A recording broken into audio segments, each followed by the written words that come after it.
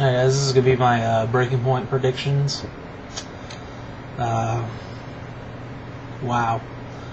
This seems like one of the worst ideas in WWE history. Let me just start off with that. Submission matches are not really that interesting to watch. They really aren't. Like TNA's idea, like Lockdown, where everything is in a steel cage. That is the fucking best idea ever. That's like I stopped watching TNA like 3 years ago, like 2 years after they came on the air, like public TV for Spike TV network. I watched it all the way through, and like then they hit 2 hours. I think like a couple weeks after they hit 2 hours, I stopped watching it. I don't know why. I'm still hearing really good things about it, but I'm just not into TNA anymore. But if I could, I'd watch Lockdown all the time. I have like some of the matches downloaded from ever ago. Forever ago. Alright. I think the first match that they have set up was Kofi Kingston versus The Miz. As a match I really do not care about. Something tells me Kofi Kingston's going to retain, but we haven't really seen him on air that much anymore, so... And The Miz kind of looking like he takes it up the ass now, so... I don't know. I mean, do you mean to tell me that if I cut my hair and I put a little pink spike in it, that I'd win the United States title? I don't think so. Christian versus William Regal for the ECW Championship. I think William Regal will win for the fact that they're going to try to get Christian onto another brand in the near future. Hopefully. I mean, they only put him on ECW to get him back into the WWE, you know, and build his status first. Rebuilds his status, I should say. So, and then like they didn't plan on Edge getting injured because they could have reformed Edge and Christian. I would have loved to see that, really. I would have. Great Khali versus Kane. Another match that I could really care less about. Kane was so much more badass when he had the mask. He was just the balls on the walls, you know. Great Khali.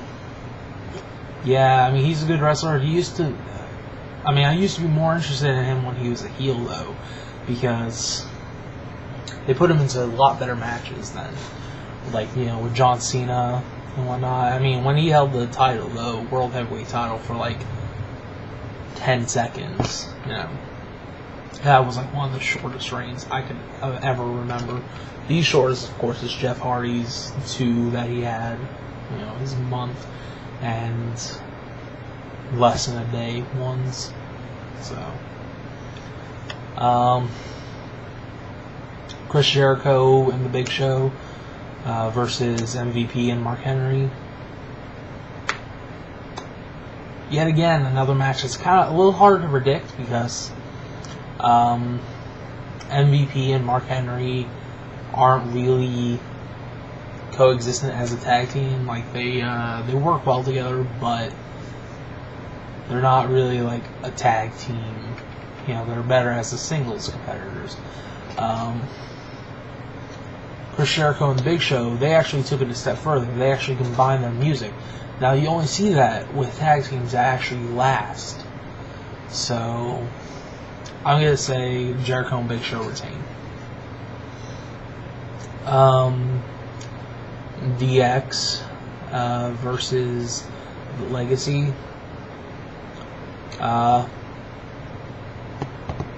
Say DX wins again. Wins this one.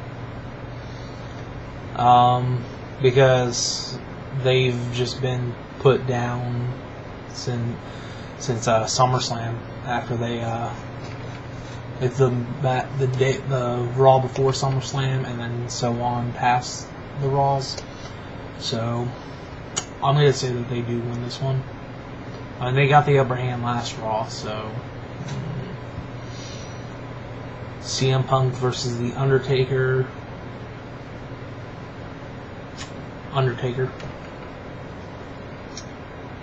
He's never submitted a single match ever.